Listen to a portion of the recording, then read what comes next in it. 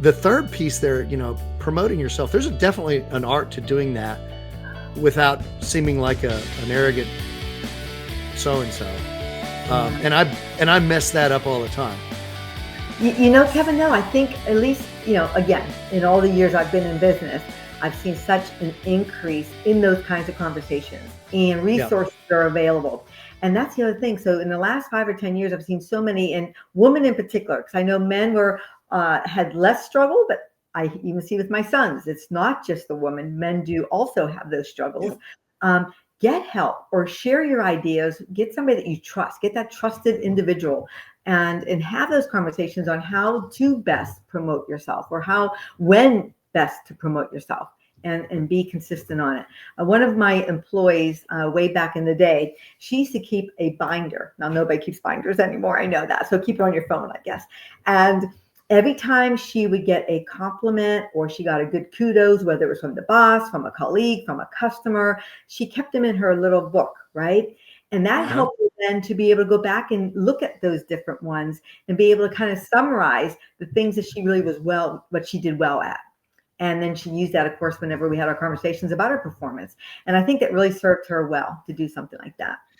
That's a really good habit to get into. We offer a similar advice to the pre-med students that come down with us. We also do interview coaching with them.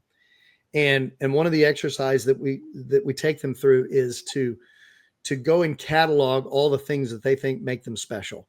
And also ask other people what it is that makes them special. And then take those experiences and do the STAR method.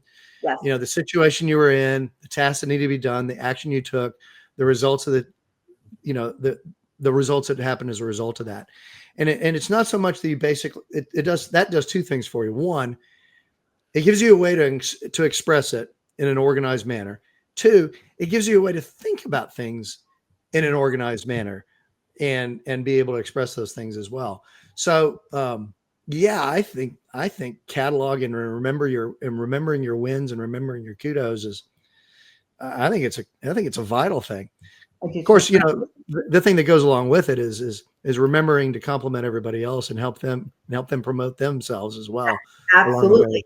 And also your failures. Remember those as well. You may even want to document those as well, because obviously you should be learning from those failures, whether you lost an account or maybe you went to a meeting and it didn't go so well, didn't end up in the way you wanted it to.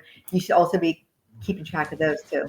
Sorry. Oh, I've got a big silver medal closet. I love it. Yeah. Well, I mean, you think about it. If you have a career in sales, you're going to lose 3 times as many as you win. Oh, absolutely. Yeah. Both my sons are in sales, and I think that has not changed since when I was in sales. And that in sales, that always you have to really have that ability to bounce back from that no or from that loss. Yep. And it's not just selling if you have a sales quota. If you're going to advance in your career, you've got to be able to express yourself and convince people to go along with your way of thinking. You have to be able to lead through influence alone, because not all of us get to be dictators. You have to build trust, and those are sales skills. Absolutely. I believe every university is doing a disservice by not offering sales. That you go back to college, excuse me, universities, I don't mean to be doing this, but you go back and you have to do your English, your history, and all your basics that you may have already had if you're in liberal arts. They should be including sales. Sales is a skill set no matter what job, like you said, no matter what role you have in a company or in life. You have to be able to communicate. You have to also be able to listen. And sales, in my opinion, 90% of it is listening, right? So you need to have those skill sets. And I think it's a really good course to offer everyone. And most universities don't even offer a sales as a minor or a major. This just doesn't exist. Very few. No, they don't. We'll get out our soapbox for just a second. And there's not a lot of economics and critical thinking taught either. But, soapbox, we'll put it away. Yeah. For now, for today. for today. But the big question, and this kind of has to do with habits and how one conducts oneself on a daily basis. If you had to offer one bit of advice to somebody to improve themselves professionally or business that they can take action on today, to do differently today, what might that be? I've gone back and forth on trying to pick the one thing.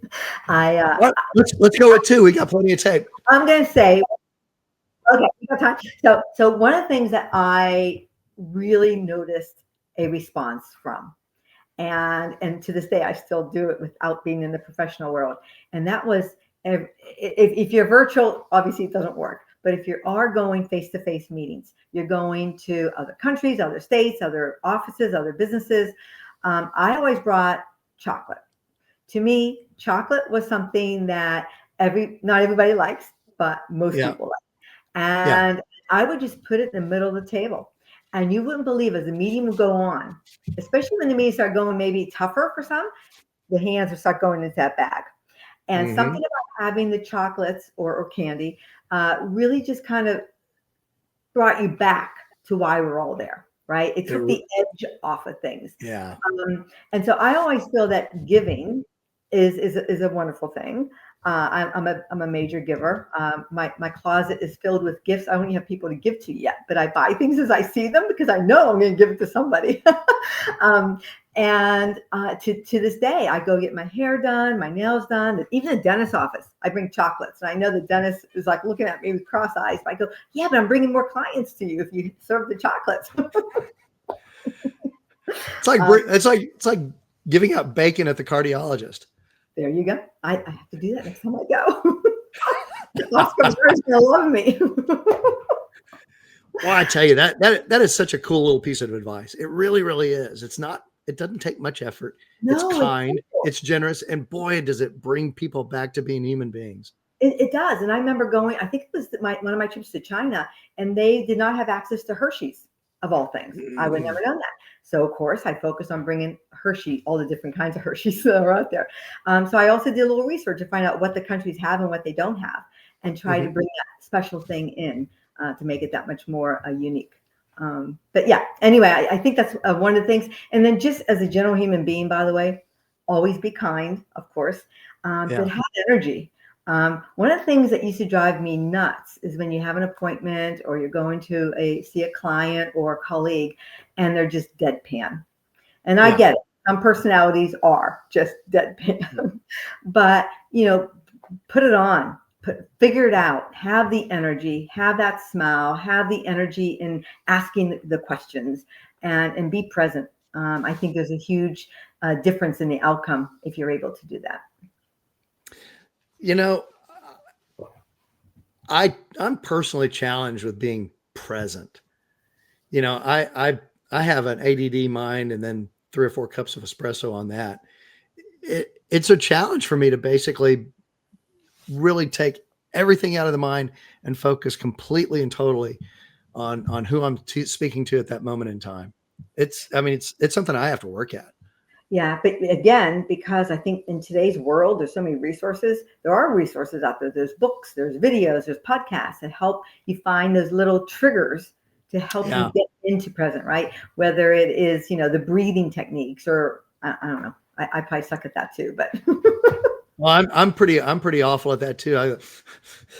But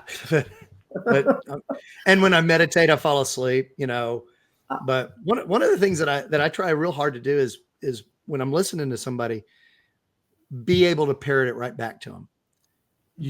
There's a quiz right at the end of this paragraph. You need to be able to parrot this back to them and make sure that you understand it. And that's all about listening for understanding rather than listening for just to listen. Absolutely. Again, sales 101 and in human being 101, right? Really listen and be able to not just listen, but to throw it back to make sure you've understood what they've said. So interpretations can be all different, off the charts, right? And so it's good to repeat it and get confirmation that you are on the same page. So that's great advice, Kevin. See, you can give your 2 cents too. There you go. There you go. Well, Doreen, this has been a lot of fun. I'm so glad that we finally resolved every technical issue that we had and whatnot and are able to get this thing on. You would never know I worked at IBM with all the technical issues. I know. Um, Same thing. It's like the painter who doesn't paint his own house, but It's true. Very true. But thank you. but Thank you so much but for at any having me. rate, oh, my pleasure.